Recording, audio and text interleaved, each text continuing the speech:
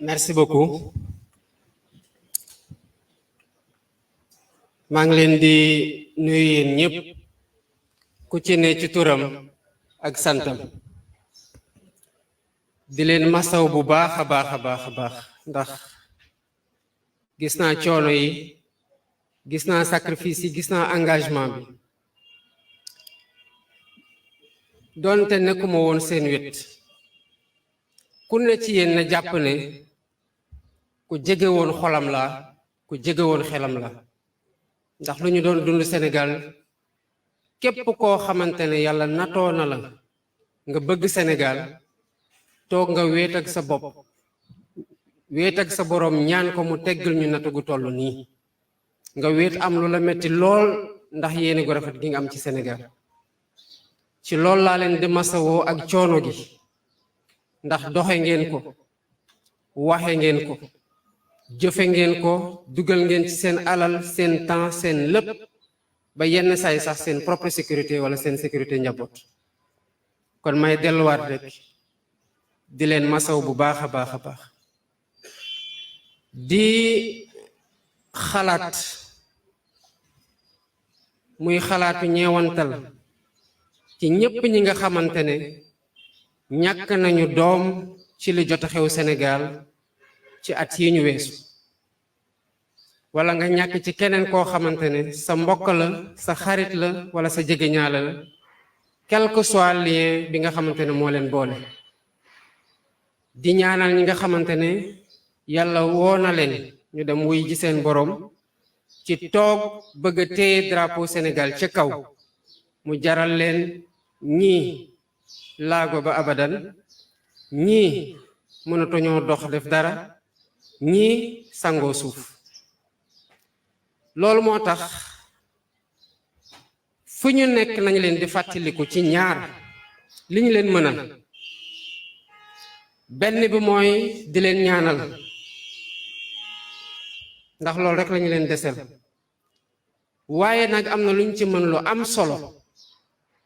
mooy bu ñu dee wax ne que votre mort ne restera jamais vaine du dinañ leen fayul wala ñi ko def dinañ fay waaye li ngeen doon xeex pour mu taxaw Sénégal ba seen bakkan rotee ci ñu fësal ko jëmal ko seen gannaaw ba ñeneen duñu am du ko xeex ba xoosu sax di leen ci dal te loolu mooy responsabilité bu ñu boole ñun ñëpp ci projet bi di projet Sénégal parce que c'est le projet d'un Sénégal souverain juste prospère dans une Afrique en progrès te ñun ñëpp loolu moo nekk loo xamante ne mooy yéene gu ñu am ci suñu dëkk gii am ko ci Afrique yàlla may ñu nag une opportunité historique ñu réaliser ko pour génne Sénégal ci guute gi mu nekk mais surtout inspirer l'Afrique et le monde ku gis bi président Macky Sall reporté élection yi ni àdduna yépp waxee nga xam ne ñun sénégalais yi le peuple sénégalais responsabilité bu mag la am ci nu muy inspirer ci nu mu doon inspirer l'Afrique war ko continuer di ko inspirer te li taxoon muy inspirer Afrique parce que dafa amoon ay patriotes convaincus yu xaroon seen tànk tubé am taxawaay boobu te ñooñu jógewuñu fi ba tey mooy ñi ma jàkkaarlool ñii sama kanam tey di leen delloowaat sant bu baax a baax ci soutien bi ci solidarité bi envers tous les détenus et leurs familles yéen ñëpp autant que vous êtes notamment ngeen jégal ma ñi nekkoon autour des chemins de la libération vous avez été exceptionnels envers les détenus te mën naa ko wax ñeneen ñi ma nekkaloon kaso mën nañu am luñ ci seede tamit xëy na lu raw li ma ci mën a wax waaye njabootu détenus yi tamit mën nañ ci wax lu bare te loolu mooy àndu góor mooy bu tolof amee ku nekk yëg ko te am taxawaay gu war ci kaw ki tolof gi dal nga jàpp ni sa kaw la dal kon santaat leen bu baax a baax ci soutien bi solidarité bi taxawaay bi dans les prisons et auprès des familles des détenus et des victimes. di masawu candidat yi nga xamante ne dem nañu jël seen alal jël seeni moyens jël seen temps dem seeti seen mobiliser seeni base ak seeni militants injustice bu kenn mënut a nettali tax mënuñoo satisfaire ambition bu ñu amoon dem wax ak sénégalais yi présenter leen seen yéene gu ñu am ci Sénégal te mu doon ñoo xamante ne koo ci taxawal xam nga ne yelloo na nekk président de la République ci dëkk bi wala tout au moins mu dem sénégalais yi évaluer ko sanctionné ko ci lu muy toog guddeeg bëccëg di xalaat di xeltu pour lu jëmale Sénégal ci kanam ñu ngi leen di masaw bu baax a baax candidat recalé yi di delluwaat sant ñépp ñi nga xamante ne dugg nañu ci coalition Diomaye président ñi nga xamante ne jot nañ ma jiitu ci wax ji muy les doyennes présidente Aïda Mbodj ak présidente Mimi Touré ak président Moustapha Guirassy wax nañu ko ñu bari ci yéen xëy na tey laa leen di door a gis ñu bari ci leen ndax sax nuyoo guma leen ndax bi ma ñëwee di nuyu am na ñoo xamante ne egsee guñu kon am na loo xamante ne moo ñu fédéré mais loolu mooy lan mooy bi ma directeur de campagne Moustapha Guirassy ñëwee seet si kaso dama ko ne président je vous fais confiance ci élaboration directoire de campagne bi li ma proposé woon c'était pour que ñu am un début de réflexion parce que xamuma lan ngeen yore ci fi ngeen nekk te xamuma ku ne lan nga mën a apporter mais foog ñu déparé dara waaye lan rek laa leen di ñaaxe mooy liggéey leen dans la cohésion mais liggéey leen surtout en recherchant obstinément l'efficacité électorale parce qu'en fin de compte au soir du 24 il y aura un victorieux et des vaincus qui n'auront peut-être pas démérité te ñun jóguñu pour bokk ci ñoo xamante ne dañu leen di wax ne vous n'avez pas démérité dañuy dem ci élection bii pour gagner ko parce qu'on n'a pas à mettre ou à livrer les mêmes batailles ñuy livrer et le coup bi nga xamante ne moom lañu coûté récemment ma tegal ko nag wax ko ne quel que soit lu xew élevons-nous toujours au-dessus de nos propres personnes et au-dessus de toutes les contingences et les divergences waaye nu ñu élevé wu nañu Sénégal tiim askanu Sénégal tiim ñu intérêt Sénégal tiim ñu te gëm naa ne avec une conviction forte que loolu mooy li nga xamante ne mooy buum bi ñun ñëpp jàpp ba tax ñu bokk booloo fasante ci lii muy coalition Diomaye président fi mu nekk nag li ci des bariwul waaye un leader mooy koo xamante ne aussi il est appelé à relever des défis, à gérer des situations complexes et à faire preuve en toutes circonstances d'une capacité d'adaptation extraordinaire. Parce que ci loolu mooy le secret de la réussite des grands hommes. Et vous êtes tous de grands hommes. Vous êtes toutes de grandes dames yoo xam ne je ne doute pas un instant que nous allons ensemble relever défis yi nga xamante ne ñoo nekk suñu kanam ci jamono gii ñu nekk défis yooyu nag ñaar la ba ñett bi ci jiitu mooy mbir mi demee na noo xamante ne amuñu temps gi war pour battre campagne ci afia coobare gi ñu ko namee woon a defee donc on est obligé de nous adapter beneen défi ñëw dolee ko ci mu nekk contrainte muy koor nekk ci période tàngoor ñu war a dugg à l'intérieur du pays où elle fera encore beaucoup plus chaud mais défi boobu tamit comme beneen défi bi dañ ko bokk ak ñeneen ñi nga xamante ne tamit ñoo nekk présentement sur le terrain ñuy xëccoog ñoom lii di élection présidentielle 2024 mais je vous fais totalement confiance je fais totalement confiance à notre engagement ñun ñëpp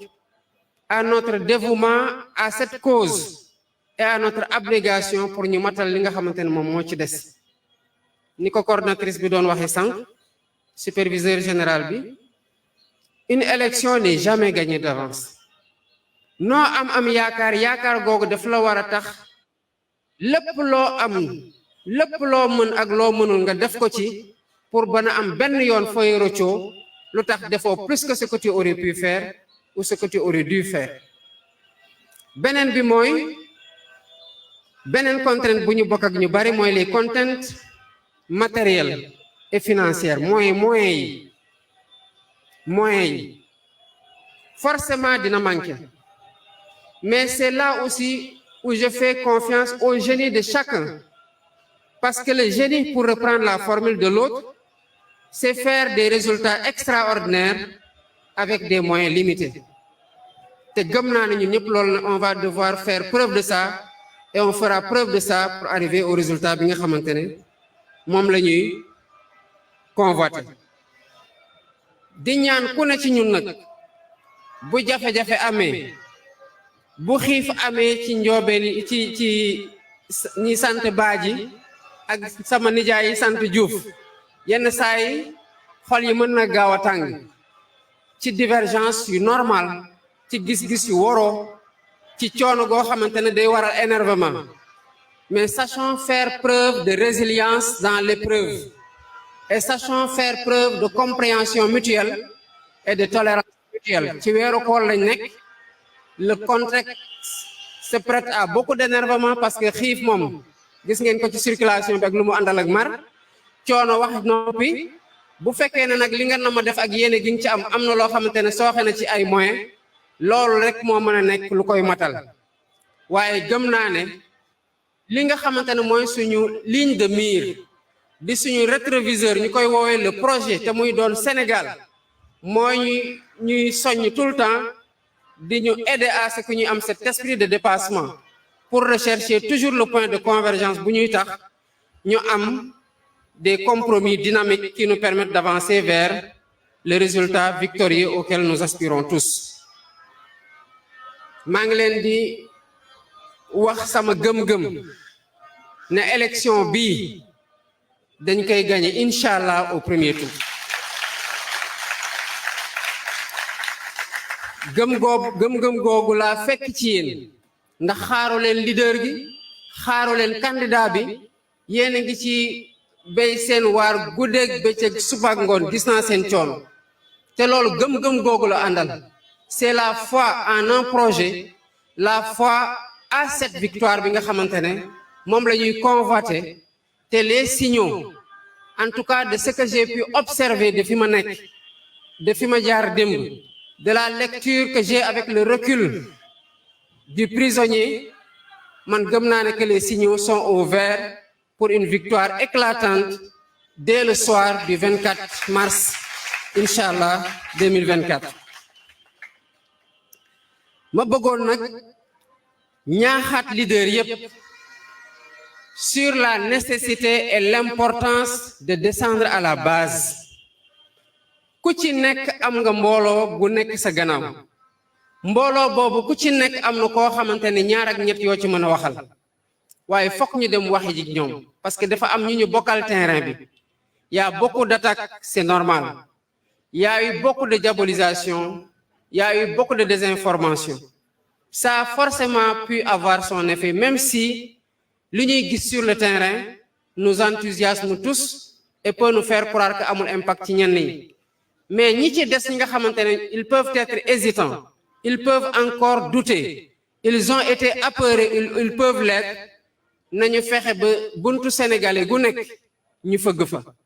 loxo Sénégalais gu ne ñu téye ko nopp Sénégalais gu ne ñu toqal ci message buy tax mu xam lan moo ñu tax a jóg lan moo tax ñu booloo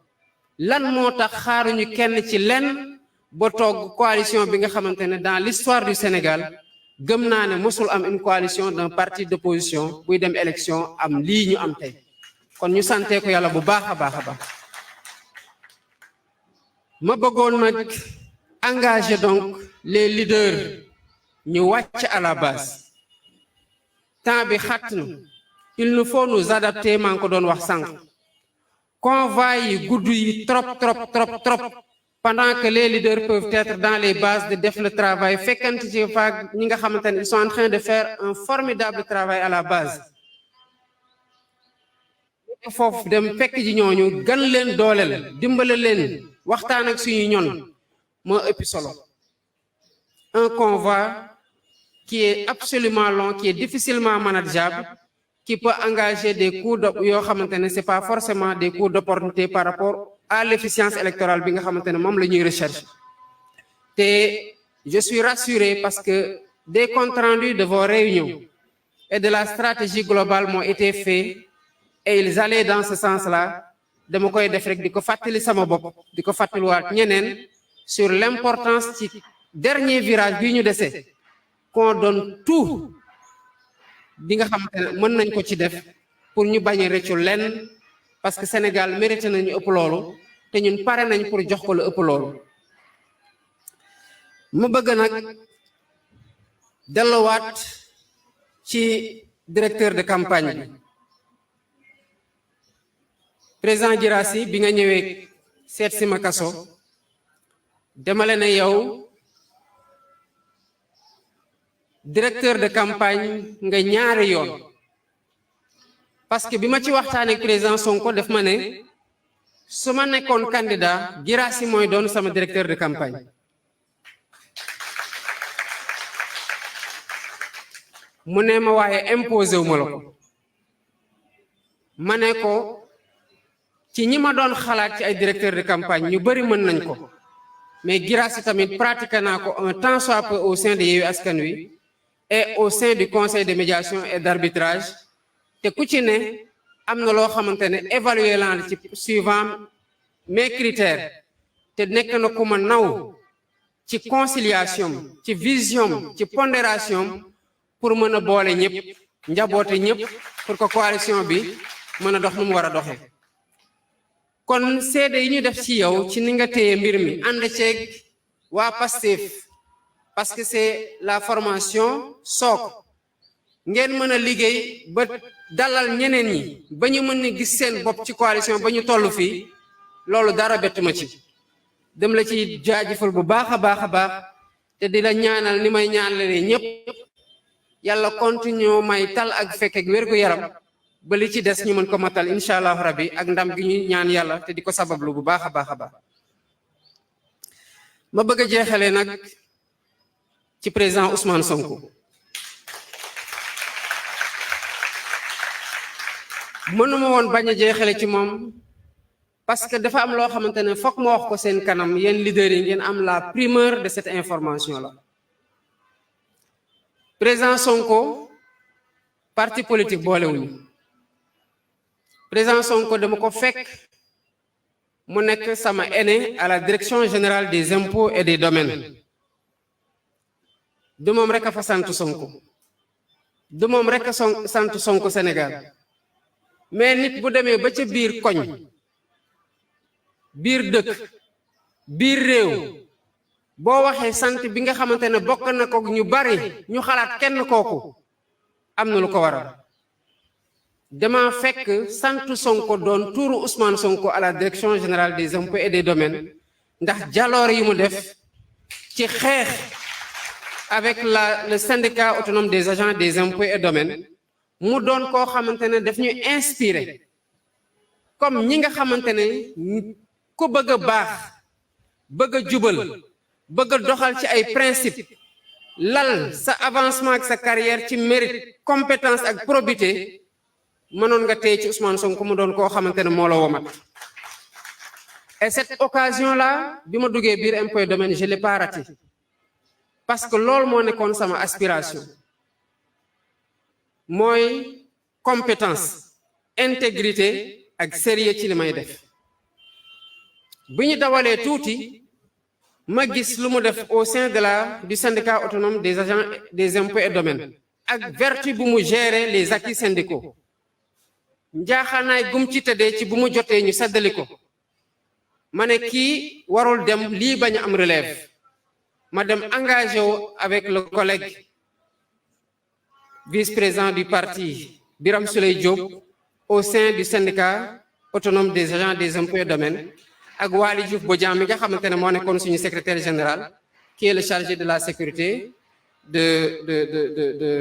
du parti ñu aw Ousmane Sonko ci liggéey boobu bu ñu amee des aptitudes yoo xamante ne tàggat nañu ci ba gën koo liggéey laata ñuy dugg ci politique syndicalisme boobu la te ñi jaar ci syndicalisme dugg ci politique xam nañ comment le syndicalisme prépare quelqu'un dans le champ politique kon loolu Ousmane Sonko lu bare li ngeen di gis ci man foofu la commencé continuer ci biir Pastef ba Diomaye mi toog ci yéen ci tey bare na loo xamante ne sur le plan de la personnalité parce que ku nekk ak sa caractère ak sa tempérament am na lu ñu wuute mais sur les principes cardinaux lu bëri jëlee naa ko ci Ousmane Sonko lu bëri jàngee naa ko ci Ousmane Sonko lu bëri Ousmane Sonko moo ma ci tàggat mu doon koo xamante ne balaa nga koy mën a natt ci dimension situation bu ñu nekk nii taxaw nga wéet ba xëy na sa xel sax ci ni ngay jàngatee événement bi par manque d'information nga mën a am jiixi jaaxa nga toogaat ak moom nga mën a xam ne waa ji fi nga ko bàyyi woon noo dem nu mu yàgg ak nu mu sori boo demee fekkaat ko mu sooklewu sur les mêmes principes directeurs et sur les mêmes valeurs cardinales yi nga xamante ne ñoo nekk le moteur de son engagement politique may baaxee rek ñi nga xamante ne xëy na bokkuñu Pastef wala nekkuñu woon ci benn niveau bi ci Pastef le 7 janvier 2023 dañu amoon une réunion d'évaluation au sein de Pastef sur la stratégie et sur les perspectives ci élection présidentielle 2024 bu ñu doon jublu à 1 an avant l'échéance ñu woo suñu coordonnateurs départementaux yépp biir Sénégal ak bureau politique bi ak mouvement yi ñu ñëw comme ni ngeen ko xamee ñu bëri dañoo ñëw fanaan si ñu bëri jël horaire fajar déplacé wu ñëw ba Dakar vers 8h 9h may waaj ñu woo ma nee ma sama grande sœur dafa décédé ma ne su ma informé heure bi waa parti bi mën na am ñu bëgg a fomm réunion bi te dafa am ñu jóge fu sori man noppi ba bi may romb siège ba mu wóor ma ne commencé ñu ngi waaj a commencé ma ne Ousmane maa ngi nii dem ci dëj sama grande sœur mu la waxoon dafa feebar ba ñu hospitalisé ko yàlla def ko moom ma ne ko mais continuer leen kon réunion boobu du réunion bi ma fekkee 7 janvier 2023 ñi bokk ci Pastef mën nañu ma seede que c'était la première fois président Ousmane Sonko ñëw ci réunion ne dañuy poser la situation du plan B parce que ci projet lañ nekk ñi ñu jàmmar lool mën na am duñu taxaw ci lu ñu nekk te waruñu ñoo bett parce que projet bi ça n'a jamais une histoire de personne mais une histoire de projet. N'est-ce pas lui qui disait que le Sénégal n'a pas besoin de héros ni de messie, mais d'une masse critique de citoyens qui sont conscients des enjeux. Ma yokkaloon ko ci ne et qui ont le courage d'agir. Mooy ñii ma jàkkaarlool tey. Kon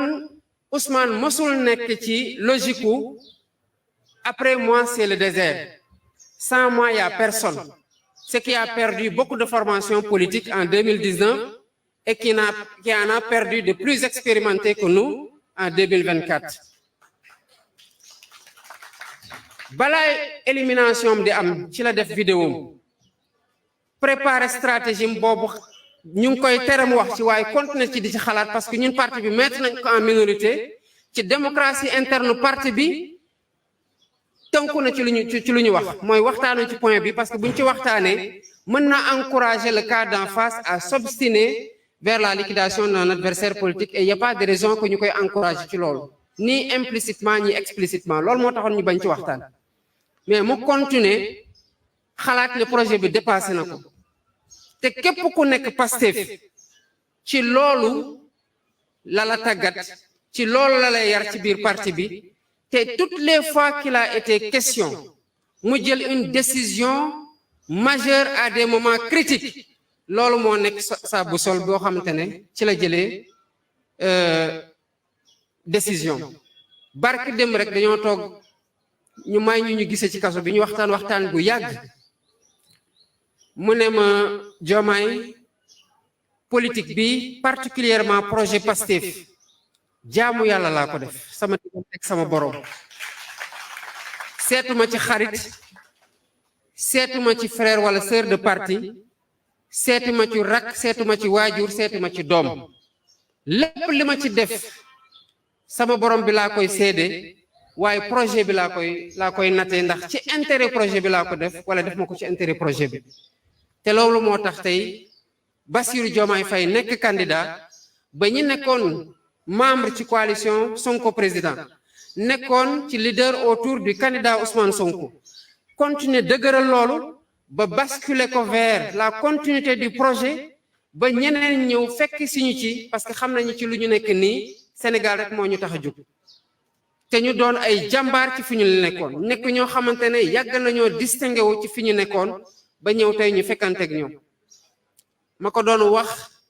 au président Babacar Diop bu ñu gisee ci prison Cap Manuel ma ne ko suñu génération te quand je parle de génération du génération d'âge dafa mën a am rek du 109 mais c'est une génération de conscience parce que li ñu porte nii depuis avant les indépendances ay sénégalais porte nañ ko avant nous et après nous ay nit dinañ ko porter dafa mel ni rek diine la révélation elle est unique mais dafa am ay plusieurs porteurs dans le temps quel que soit le prophète te loolu moo tax ba ku ci mujjee bi daf leen wax ne gëm leen ñi weesu ngeen gëm seen livre yi nga xamante ne moom lañ leen yónnee te lu ñu mën a jàngal nit ki mooy yàlla kenn la moom lañ war a jaamu moom la ñu war a ragal kon génération de conscience bi may wax nii ñi ko porté woon bien avant di xeex pour Sénégal am indépendance am ñu koy xeex di ko xeex dans le parti dans l'opposition jël pouvoir di ko xeex au sein de l'opposition par des principes moo continuer tey kon génération boobu nag dafa am une responsabilité historique pour parachever enfin et l'opportunité se présente comme jamais par le passé pour que li nga xamante ne bëgg nañ ko concrétiser ñu mën ko concrétiser mooy le rêve que nous partageons et que nous portons tous d'un Sénégal souverain juste prospère dans une Afrique en progrès.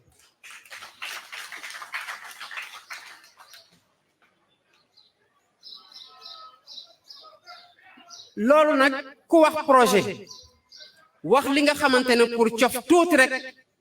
ñëpp dañ cee dépoté que li taxoon Sénégal di waaju dugg ci guuta présidente Mimi Touré mu ngi ko doon rappeler pour la première fois tuuti du ñu organiser élection Sénégal tous les acquis démocratiques ni ngay vigilant wee di xeex pour les acquérir de haute lutte boo xeexewul noonu am la même vigilance mën nga ko perdre à tout moment nu mu doon waxee sànq une élection présidentielle comme une autre élection n'est jamais gagnée d'avance un acquis démocratique n'est jamais définitif yàgg nañ ci fal des gens de façon démocratique ñuy dem ñëw imposer dictature ba mel ni dëkk boobu dictature rek la mos a xam kon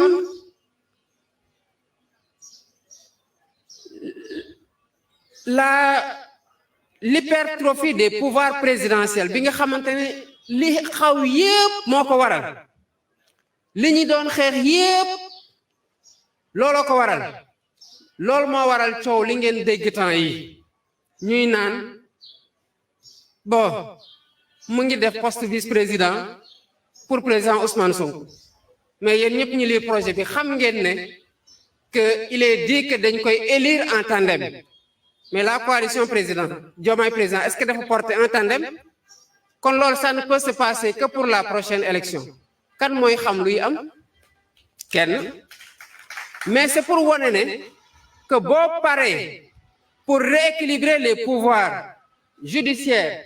exécutifs ak législatifs mais surtout rééquilibrer les pouvoirs au sein de l'exécutif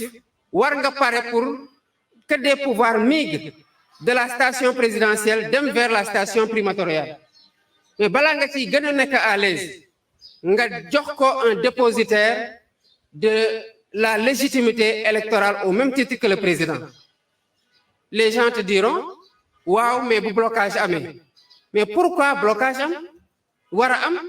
bu ñu doon wax la dualité au sommet entre Wade ak Idrissa Seck est-ce qu'il y avait un poste de vice-président avec une légitimité électorale